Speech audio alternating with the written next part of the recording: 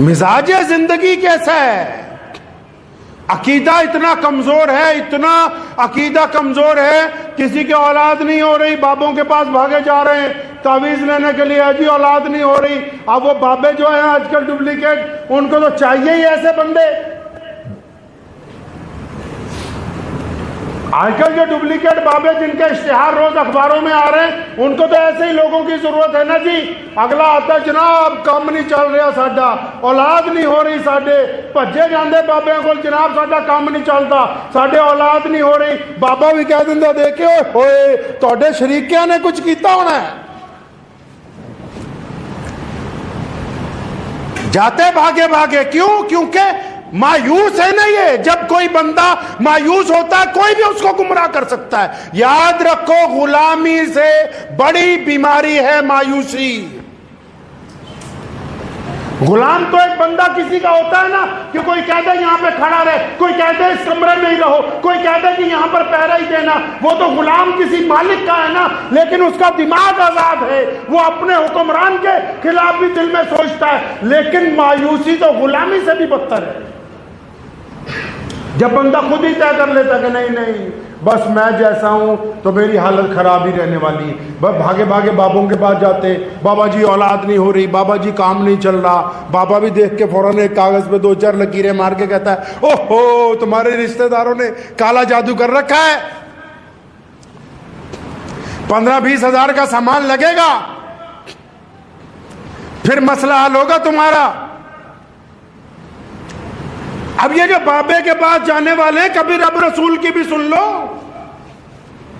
اللہ کریم نے بھی تو اس کا حل بتایا، محمد رسول اللہ صلی اللہ علیہ وسلم نے بھی تو حل بتایا۔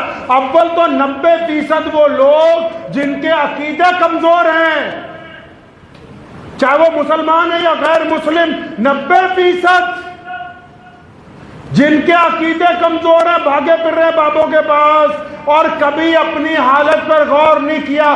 اولاد نہیں ہو رہی، کاروبار نہیں چل رہا، صحت نہیں درست، ارے یہ کسی نے جادو نہیں کر رکھا، یہ جو مال حرام کا کھا رہا ہے پہلے اس کو درست کرو۔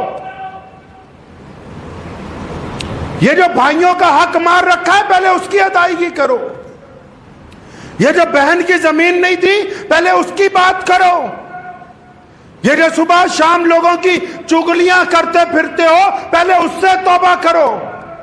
یہ جو لوگوں پر بہتان لگاتے ہو، ناجائز الزام لگاتے ہو جس سے تمہارا منہ گندگی سے بھرا ہوا ہے، پہلے اپنے منہ کو پاک کرو۔ یہ کیا ہو گیا کہ کسی نے جادو کر دیا؟ جادو نہیں، جو ذرائع آپ کھانے پینے پر استعمال کر رہے ہیں پہلے ان کی تسلی کر لو کہ یہ حلال کے ہیں یا حرام کے ہیں۔ اگر وہ حلال ذرائع سے کچھ کر رہا ہے، کھا پی رہا ہے، تب تو جادو ہو سکتا تھا۔ اگر اس کے اپنے ذرائع حرام کے ہیں تو حرام کے اوپر حرام کام نہیں ہوتا، وہ پہلے سے حرام کام کر رہا ہے۔ جو بندہ پہلے سے ہی غلط کام میں لگا ہوا ہے۔ اسلام نے کہا، پیارے محمد صلی اللہ علیہ وسلم چاہتے ہیں کہ مسلمان جو ہیں دنیا کے تمام انسانوں کو حوصلہ دینے والے ہوں، ڈرانے والے نہ ہوں۔ یاد رکھو وہ لوگ بھی جو اسلام کے نام پر دھندا کر رہے ہیں تعویذ گنڈوں کا، موت تو آنی ہے، رہنا یہاں کسی نے نہیں ہے۔ بنے پھر رہے ہو فلاں میاں صاحب، فلاں میاں صاحب، اشتہار دے کے غریبوں کی جیبوں پہ ڈاکہ ڈالتے ہو۔ مرنا سب نے، رہنا کسی نے نہیں۔ دنیا کی چوری کی ہوگی تو شاید دوسرے سے معاملہ قیامت والے دن حل ہو جائے، لے دے کے نیکیاں آگے پیچھے ہو جائیں۔ رب رسول کی تعلیمات میں ڈاکہ زنی کرو گے، بخشے نہیں جاؤ گے، اس کی پکڑ بڑی زبردست ہے۔